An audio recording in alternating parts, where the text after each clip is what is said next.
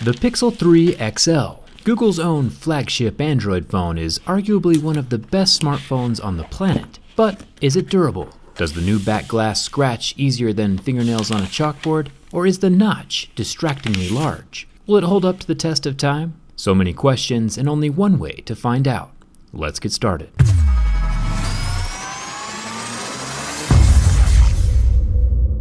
Out of the box, the phone actually looks pretty impressive. The dual textured glass feels unique. It goes from the glossy smooth glass at the top to a more matte velvet vibe on the body, which I'm a fan of. Much better than last year's thick coating of paint on the Pixel 2. Flipping it over reveals that notch. It's much larger than I anticipated, which is something I've heard a lot from other reviewers. And I agree completely. Normally notches don't bother me, but this one is from a different realm.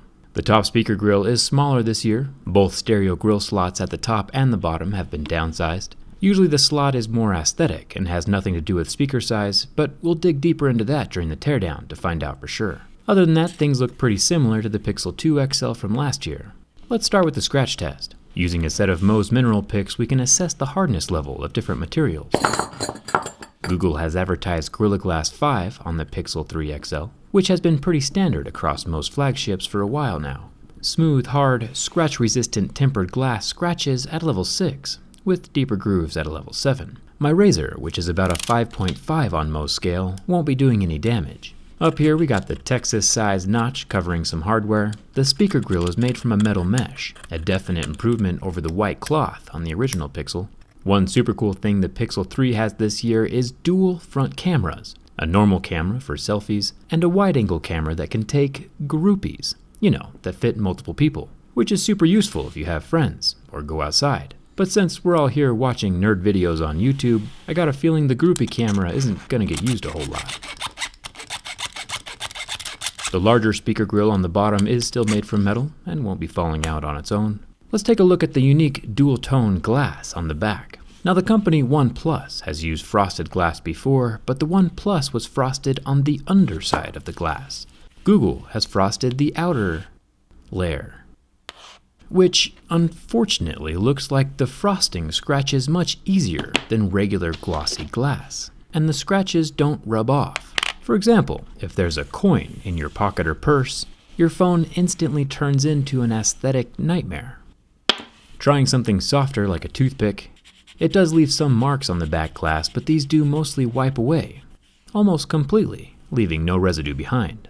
Plastic doesn't leave any marks, but keys do. When people normally think of a Pixel, they imagine one singular dot on a display screen. But each individual pixel on your screen actually has 3 different lights inside, red, green, and blue, that light up alone or in groups to formulate all the different color combinations your eye can see. Kinda like little teams of friends taking groupies together.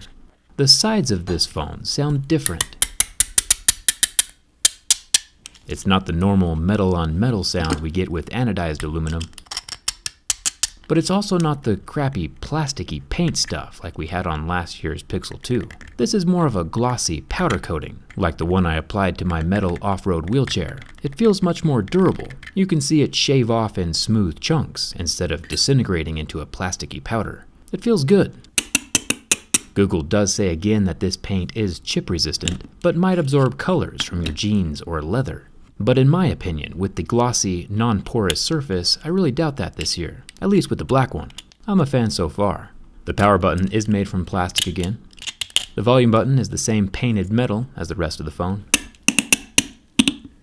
The bottom of the Pixel 3, while void of a headphone jack and expandable memory slot, has more of the same glossy paint.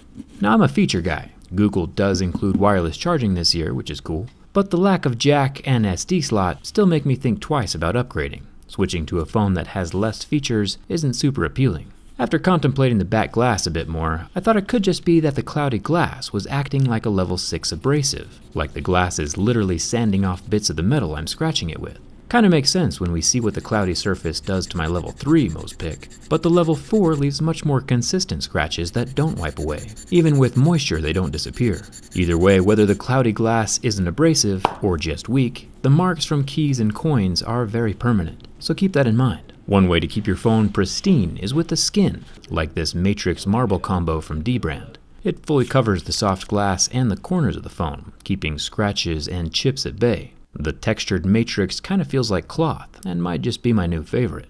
Right after Bulletproof Banana, of course. I'll leave a link for you in the video description if you want to customize your own phone, and thanks to Dbrand for sponsoring this durability test. The 12 megapixel rear camera is protected by glass, along with the dual flash. Both are covered with the smooth, non-frosted glass, so they aren't going to accumulate permanent abrasions. The fingerprint scanner is back here on the rear of the phone and is scratchable. With the damage inflicted, it did have some issues registering my fingerprint, but once everything was set, it did end up recognizing my finger every time and unlocking, which is good. The fingerprint scanner passes the scratch test, even if only barely. Now it's time for the burn test. Let's see how the pixels on this Pixel 3 hold up to a little bit of heat. Google is using a 1440p OLED display this year. It's 6.3 inches, but I feel like that football field size notch needs to be deducted at some point. Notches don't even normally bother me, but this guy's got a complete face and is just sitting there, like judging me. Either way, this guy's belly lasted 30 seconds before the pixels started turning white, but then completely recovered after the heat was removed, which is great news for me because these screens are expensive. The cool thing about Dbrand skins is that they're easy to remove and don't leave any residue as they come off, so switching to a new skin or color is pretty simple. Let's start that bin test. The Pixel lineup has always had solid structure, and it looks like this new glass sandwich design is sticking with that same solid theme, with barely any flex when bent from the front, and more importantly, no glass separation on the back, meaning that the new IP68 rating is still intact. When bent from the back, we get the same minor flex, but no cracked glass or permanent damage. The phone retains its shape with no kinks in the middle. If the XL can survive a bend test, the regular size Pixel 3 should also be just fine. Google has done a good job this time around. Yeah, the back glass can be scratched, but overall the Pixel 3 XL passes my durability test and gets a thumbs up from me. They definitely did a better job this year. Check out Dbrand if you want to protect your phone without the bulk of a case. Link is in the description. Would you buy this phone? Let me know in the comments. Thanks a ton for watching, and I'll see you around.